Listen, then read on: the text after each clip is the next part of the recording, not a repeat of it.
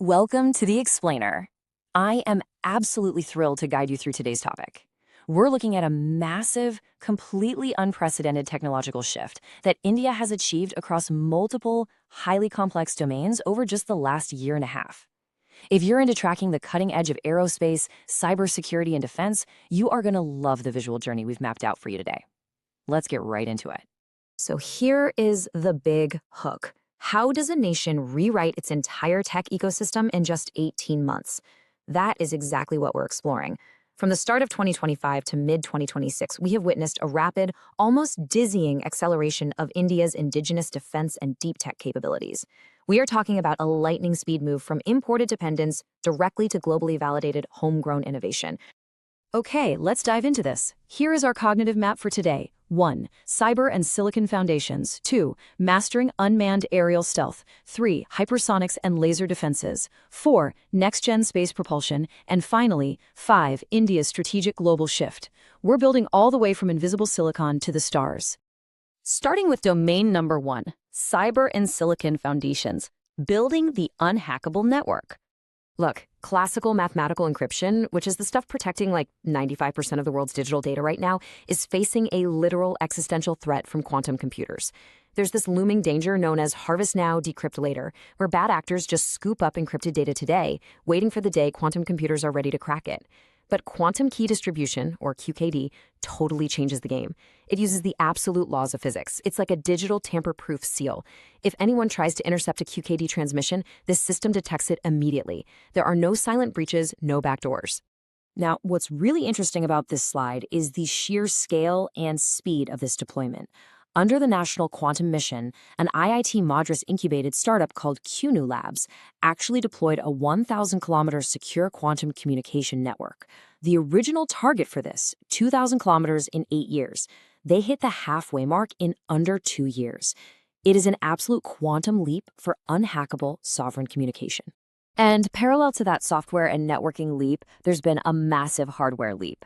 IIT Madras recently launched these indigenously developed silicon photonics technology solutions. This includes a process design kit, or PDK, for photonics chip manufacturing, and a universal test engine. I know those sound like highly technical terms, but they're basically the digital plumbing and the core blueprints for the next generation of unhackable hardware. It literally frees their entire R&D community from having to rely on foreign chip designs. Major milestone for technology sovereignty, right there. Let's move to and see how this builds into our second domain, mastering unmanned aerial stealth. The sky is rapidly evolving. So, DRDO's Ghatak unmanned combat aerial vehicle is designed for the hardest jobs out there. We're talking specifically about first-wave strikes meant to slip right past heavily defended airspace, like the HQ-9B surface-to-air systems. To do this, it uses a tailless, flying wing design, which eliminates a radar-reflecting vertical fence. Crucially, it uses a dry engine without afterburners to hide from heat-seeking sensors, and it conceals a 1.5-ton weapons payload completely internally. Experts point out that 70% of its stealth actually comes from this meticulous physical shaping, and the remaining 30% comes from special radar absorbent structures embedded right into the skin. But, high-end stealth isn't the only requirement in modern skies. Contrast the Ghatak with the IdeaForge Switch UAV. This is a hybrid vertical takeoff and landing drone. It's built for rugged, high-altitude, all-terrain surveillance. It boasts over 120 minutes of flight time and a 10-plus mile range. Having that VTO capability is absolutely essential when you're operating in the incredibly thin air and the unforgiving terrain of places like the Himalayas. And here's where it gets really fascinating. IdeaForge's platform is actively being used in a specialized flight test program at the U.S. National Test Pilot School, training military personnel from NATO and partner countries. This proves that India's drone sector is moving way past just fulfilling domestic orders. These platforms are earning deep operational credibility in some of the most demanding global environments. All right, accelerating the pace here, let's look at Domain 3, Hypersonics and Laser Defenses. Pure speed and light. Check this out. This is the ET-LDHCM, developed under DRDO's Project Vishnu. It's an indigenous hypersonic cruise missile that flies at Mach 8. That's roughly 11,000 kilometers per hour. Unlike traditional ballistic missiles, it uses an air-breathing scramjet engine. This allows it to maintain a flatter flight path and literally alter its course mid-flight. And because it travels at these extreme speeds, It actually ionizes the air around it, wrapping itself in a bubble of plasma that completely absorbs radar waves. It is built to simply bypass today's advanced missile defense systems. Now, while hypersonics represent the ultimate offensive speed, defense is completely shifting toward directed energy weapons. Based on this very recent United Service Institution of India analysis on lethality at light speed, we're talking about military-grade lasers that intercept targets instantaneously. No smoke, no sound, and no explosive collateral damage. So, the crucial point here is the brutal economics of modern warfare.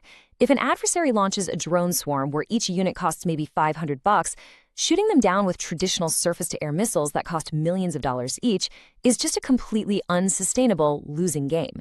But a laser-directed energy weapon, that costs about $12 a shot. It runs on electricity. This gives you an incredibly deep magazine and a high-cycle, zero-munition solution to drone swarms. And India is scaling this tech rapidly. We start with the Sahastra Shakti Mk2A, which is a 30-kilowatt tactical system that actually just demonstrated a 100% kill probability against drone swarms. From there, the timeline moves to the Durga-2, a 100-kilowatt system meant for armored vehicles and fighter jets. And finally, the concept validation of the Surya class. This is a massive 300-kilowatt laser designed for naval destroyers to swat down incoming cruise missiles. Escalating right out of the atmosphere now, let's hit Domain 4, Next-Gen Space Propulsion, the final frontier. And this brilliantly illustrates how deep tech manufacturing is evolving in aerospace. ISRO is developing a liquid oxygen methane engine for its next generation of launch vehicles. But they didn't just build this the traditional way. The subscale thrust chamber and the single-element injector head were created through additive manufacturing, literally 3D printing. They then integrated the highly efficient LOX-Methane fuel and successfully completed a hot test at 56 bar chamber pressure. Methane is absolutely the fuel of the future here. It burns cleaner, it makes reusable rockets possible, and this marks a massive leap in how rocket engines are fabricated and fueled. Which brings us all together for Domain 5, India's strategic global shift. Think about it. When you combine a 1,000-kilometer quantum network, stealth combat drones, Mach 8 hypersonic missiles, laser warfare platforms, and 3D-printed rocket engines, the big picture becomes incredibly clear. India is no longer just aiming to manufacture locally to reduce imports. It is actively earning its place as a self-reliant, deep-tech powerhouse, and its platforms are being validated in demanding, high-stakes international operational environments. So it leaves us with this massive, provocative question. What happens to the future of global supply chains and defense markets when a nation deploys quantum networks, hypersonic missiles, and 3D-printed rockets all in an 18-month window? The geopolitical landscape is shifting right before our eyes. I really hope this explainer helped you map out exactly how it's all happening. Keep learning, keep questioning, and I'll see you in the next one.